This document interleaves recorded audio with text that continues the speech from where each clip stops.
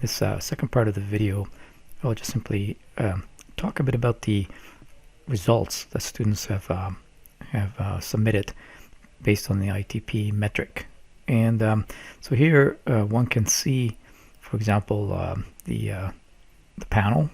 So after I logged into ITP metric, and we're looking here about the course, software engineering design course. And if I press on this particular link, I will actually go to a display panel dashboard, and this dashboard is where I can see and view if how students have been progressing, if they're finished doing the assessment. In this case, students have all completed the assessment, and so I can actually get a good sense of the assessments in the panel here. Like in the dashboard, I can see, for example, I've blacked out or grayed out the names of students for privacy, but you can see, for example, a particular group or a member from a certain group has submitted or completed the particular ITP metric peer assessment, and you can get a summary of the peer feedback of that particular student, and also something known as a team dynamics. I don't use that in this case study. One thing with this is I can press on the results key, and the results key actually allows me to download the peer feedback report, which we'll take a look at in a few minutes.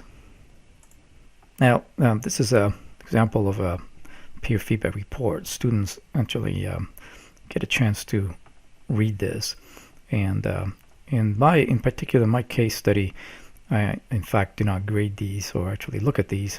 We'll talk later at what gets submitted and what I actually look at, but students get these individualized reports, and as I mentioned, they're in 5 different categories, and basically in the end you can get a quick summary of the way that your peers had assessed you based on standards, commitment, communications, cases, and focus.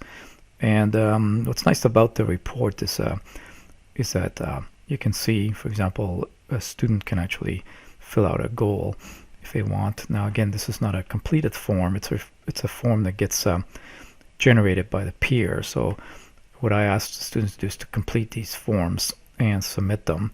So now, my interest in this is in fact this team debrief at the end. This team debrief, I request students to submit the team debrief, which in fact basically they can do a summary and perceived strengths and development areas of each individual, and in fact also as a team look at the strengths and development. So I will show you a completed form that actually the students submit in Blackboard, for example.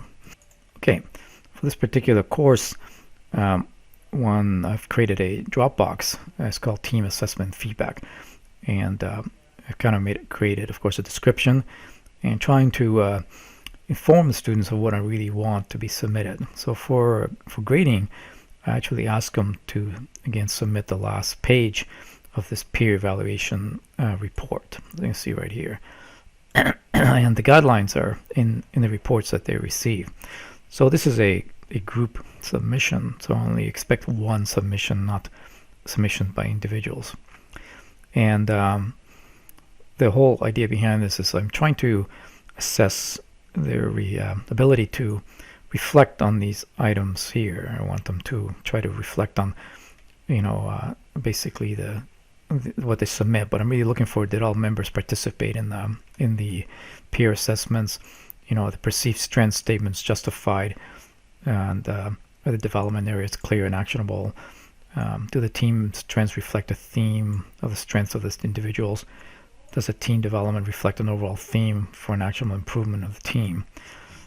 Okay, so this is actually a submitted report by a team. Now, many of the teams submitted like an individual's report, and instead of submitting the last 2 pages, so that's something, or the last page, that's something that I'll correct in the future, just actually give them the last page to complete. But if you see this, this particular one is from one of the members, and they have completed some of their comments. So they've actually done a reflection on each one of their peer rated categories. So so that's one thing that in the future can be used also if you want to have individual members submit the reports as an example. But my my interest primarily is in the last page. So let's move to that last page. So on this last page, one can see, for example, the individual column, which again has been grayed out for privacy reasons. And though kind of a review, this should have been done together by the team members of the perceived strengths of each individual, and perhaps certain development areas. So individuals can actually expose or as a group mention to the group these development areas and perceived strengths that they themselves view. They don't have to share this report, or neither do other members see the individual reports of each team member. At the bottom of the page, there is a particular, I could say summary, but really a team reflection of the strengths of the team and development of that need to be emphasized for the particular team. And the other thing is they can also comment on overall some other comments that they want to make. So in this case, basically they have a very positive comment on the team itself. Okay, so in terms of grading, basically I create a rubric. It's a very straightforward rubric where I in fact just simply look at the 5 submissions of a team or the individual submissions, or the perceived strengths, development area of individuals, the team debrief strengths, the team debrief developments, and some development goals. And I just create a rubric grading. The whole submission is worth 10 points in this case, and I just scale it all the way from missing, if there's no information submitted in that column, all the way to maybe one member participating, submitted for a few members only, and it's not well articulated. As an example, for perceived individual strengths captured for all members but articulated with single words, or perceived strengths are listed for each member that participated and well articulated. So I just try to again gauge this not in a very precise way. Okay, so this brings to an end the case study example of me using ITP metrics. Again, this tool is being developed at the University of Calgary and can be easily found by searching ITP metrics